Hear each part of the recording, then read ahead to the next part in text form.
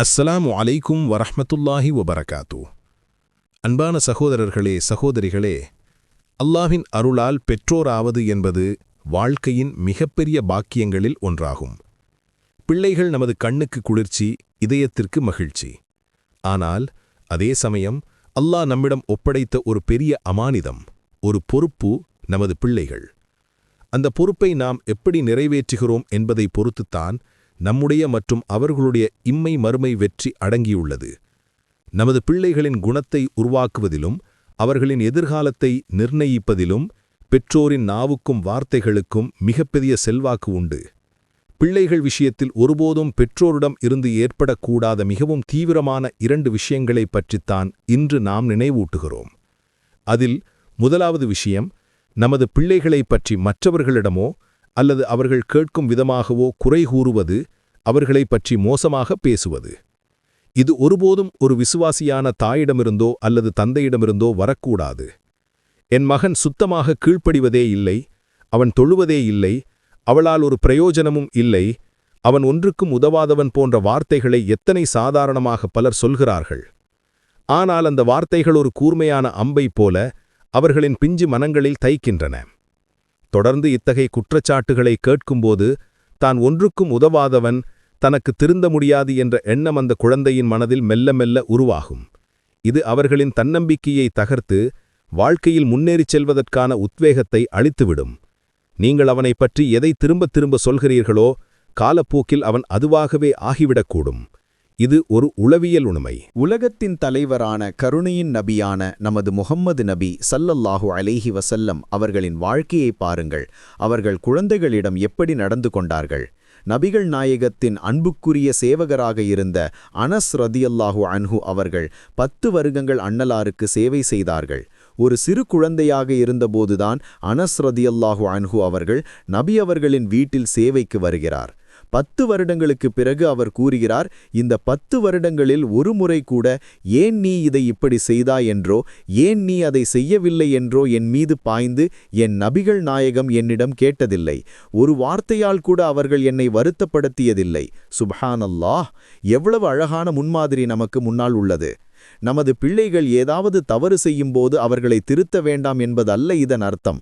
அவர்களை அன்பாக தனிமையில் உபதேசிக்கவும், அவர்களிடம் உள்ள நன்மைகளை பாராட்டவும், பிறகு அவர்களிடம் உள்ள தீமைகளை மெல்ல திருத்த முயற்சிக்கவும், மற்றவர்கள் முன்னிலையில் அவர்களை தாழ்த்தி பேசுவதற்கு பதிலாக என் மகன் நல்ல பையன், அல்லாஹ் அவனை இதைவிட நல்லவனாக்கட்டும் என்று மற்றவர்களிடம் சொல்லவும், அவர்களுக்காக பிரார்த்தனை செய்யவும்.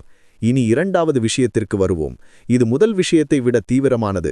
அது வேறொன்றுமில்லை, எந்த காரணத்திற்காகவும் எவ்வளவு கோபம் வந்தாலும் எவ்வளவு துக்கம் வந்தாலும் சொந்த பிள்ளைகளுக்கு எதிராக பிரார்த்தனை செய்யாதீர்கள், அவர்களை சபிக்காதீர்கள்.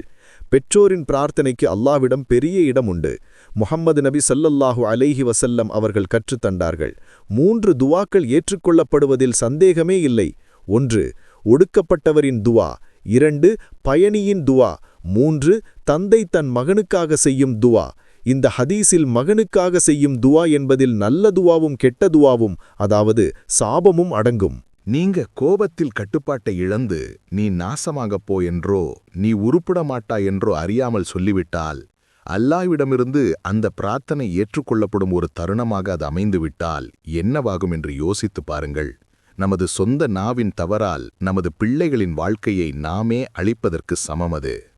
முன்னோர்களின் வரலாற்றில் இதுபோன்ற பல சம்பவங்களைக் காணலாம்.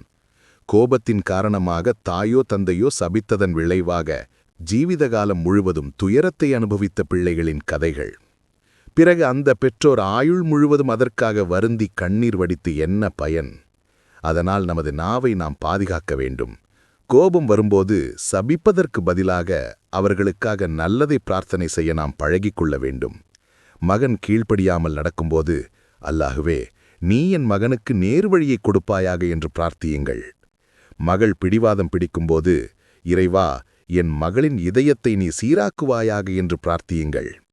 கோபத்தை துஆவாக மாற்ற நம்மால் முடிய வேண்டும். அதுதான் உண்மையான விசுவாசியின் இலக்கணம். அன்பானவர்களே, நமது பிள்ளைகள் நாளை கபரில் நமக்காக பிரார்த்தனை செய்ய வேண்டியவர்கள். அவர்கள் நமக்கு மரணத்திற்கு பிறகும் நிற்காத நன்மையை பெற்றுத்தர வேண்டிய சதகத்துஞ்சாரியா, அதாவது நிலையான தர்மம். அப்படியான பிள்ளைகளை நமது நாவால் நாமே அழித்துவிடக்கூடாது. அவர்களுக்கான நமது ஒவ்வொரு வார்த்தையும் ஒரு பிரார்த்தனையாக இருக்க வேண்டும். அவர்களை உற்சாகப்படுத்துங்கள்.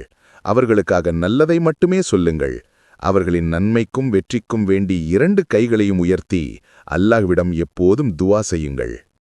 அல்லாஹ் நமது பிள்ளைகள் அனைவரையும் சாலிஹீன்களாகவும் கண்ணுக்கு குளிர்ச்சி தருபவர்களாகவும் ஆக்கி அருள்வானாக.